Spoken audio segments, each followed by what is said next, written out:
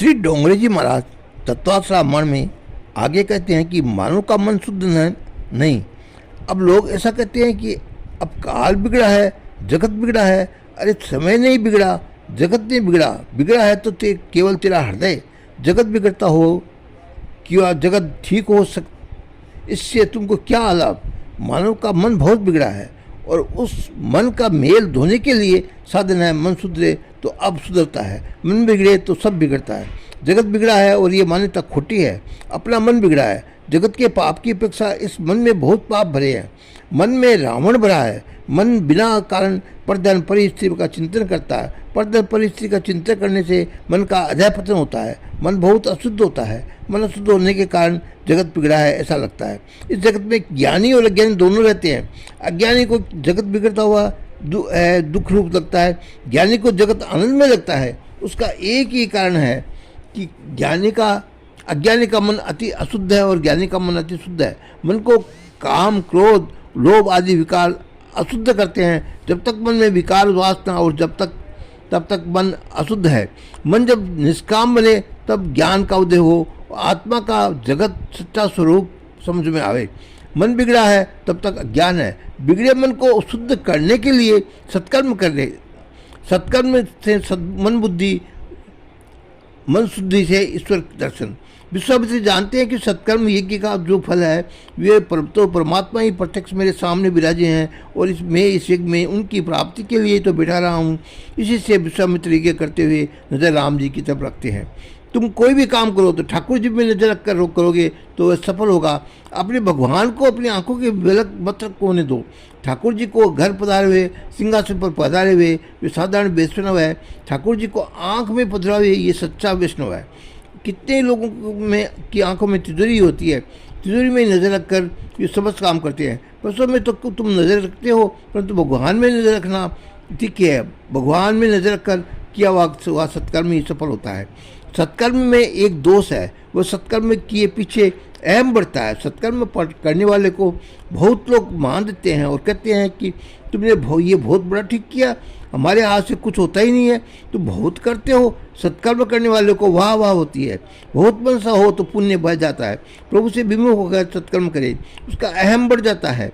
अभिमान बढ़े तो सत्कर्म सफल होता नहीं है। सत्कर्म के पीछे देने न जावे तो वह सत्कर्म सफलता नहीं है। अंदर का अभिमान बढ़े, उसका सत्कर्म क्या काम का। भगवान सर्व दोषों का, अपराधों को क्षमा करते हैं, परंतु अभिमान को क्षमा करते नहीं हैं। अभिमान करने जैसा मानव के पास है ही क्या। तुम काहे को अभिमान करते हो? लाख की राख है, होते देर नहीं लगती। अरे ये देह की पल भर में मिट्टी में मिल जाती है। इसमें अभिमान काहे का है? अहंकार सर्वतोवादक है।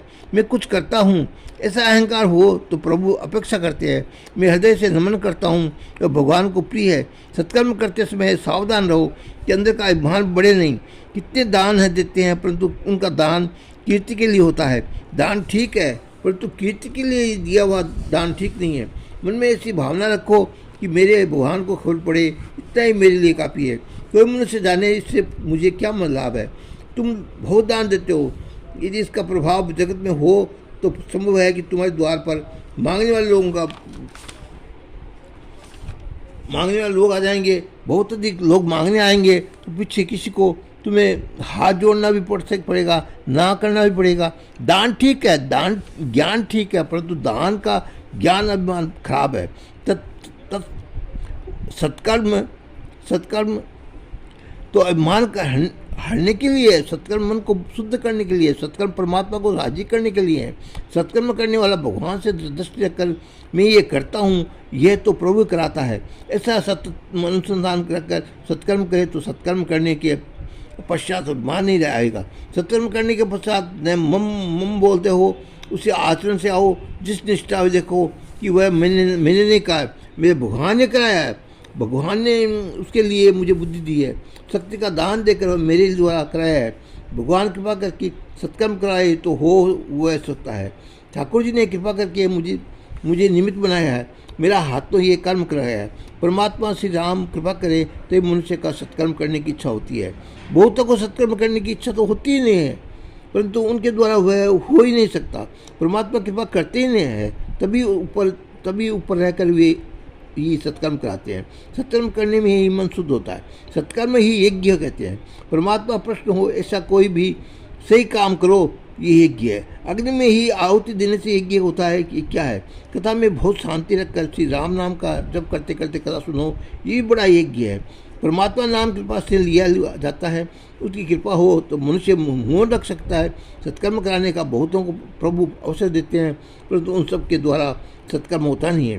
परमात्मा प्रश्न हो ऐसा कोई भी ठीक काम करो, ऐसा सावधान रखो बैठो नहीं। प्रभु प्रश्न हुए कि नहीं, ये जानने के लिए एक युक्ति है। जो काम करने के बाद मन शांत रहे, जो काम करने के बाद मन से अंदर आनंद का अनुभव हो, वो सत्कर्म हो। उससे ऐसा मानो कि परमात्मा प्रसन्न हुए। जो काम करने से बाद मन चंचल हो, अंदर से कोई उद्वेग हो, मन अशांत हो, तो मानना कि प्रभु अप्रसन्न हुई है। मनुष्य का जन्म सत्कर्म करने के लिए हुआ है। मन को जब ऐसा सावधान रखोगे तभी मन खोटा विचार करेगा। शास्त्र में तो लिखा है कि सत्कर्म करते करते अतिशय थकान हो जाए, इसके बाद तो चारपाई पर पड़ना चाहिए। कितने लोग ऐसे होते हैं कि घर का काम जहाँ पूरा हुआ कि चारपाई पर पड़ जाते हैं। इससे जल्दी नींद आती ही नहीं और भय खराब विचार मन में करते हैं। कितने ही तो चारपाई पर पड़े पड़े विचार करते हैं कि अभाव बढ़ेगा ही घटेगा ही, बैंक में कितने रुपए हैं, उनका ब्याज कितना आएगा। पैसे के लिए प्रयत्न करना बुरा नहीं है, परंतु पैसे का चिंतन करना बुरा है। जब भी तुम बेकार बैठोगे तो तुमको मन की निवृत्ति मिलेगी। अब अधिकतर मन द्रव्य का चिंतन करेगा, उसका काम सुख समरण रहेगा। तुम मालिक को, हम मन नौकर है। मन के ऊपर विश्वास रखना नहीं, मन के ऊपर मस्तिष्क भक्ति का पैरा रखना। मन को किसी सत्कर्म में सतत पिरोए रखना। सत्कर्म करते समय नज़र परमात्मा में रखना।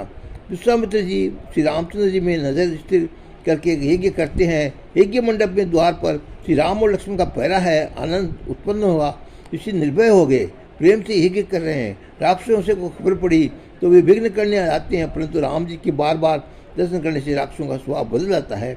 हम जो रोज़ भगवान के दर्शन करते हैं, परंतु हमारा स्वभाव जरा भी सुधरता नहीं है। श्री राम जी के दर्शन किए पीछे बुद्धि न सुधरे तो मानो कि मैंने राक्षस की अपेक्षा भी अदम हूँ। लोग रोज़ देव दर्शन करें, रोज़ रामायण पढ़े करें, फिर भी उनके जीवन में सरलता और संयम न आए तो वे राक्षस की अपेक्षा भी अदम है। रामायण में लिखा है कि मारिच स्वभाव और राक्षसों का स्वभाव राम जी के दर्शन के पीछे सुधरा। जिनके दर्शन करने से स्वभाव सुधरे वह ईश्वर है। मारुत स्वभाव यज्ञ में विघ्न करने के लिए आते हैं, परंतु राम जी के दर्शन करने पर उनकी बुद्धि सुधरती है और वे विचार करते हैं कि यज्ञ में विघ्न करने से हमको क्या लाभ है, हमने बहुत खोटा कर डाला है। उन ब्राह्मणों का कोई स्वार्थ नहीं है, जगत कल्याण हो, इसलिए वो यज्ञ करते हैं। डोंगरे जी महाराज इतनी रामायण सुना करके आगे कल सुनाएंगे। जय श्री राम।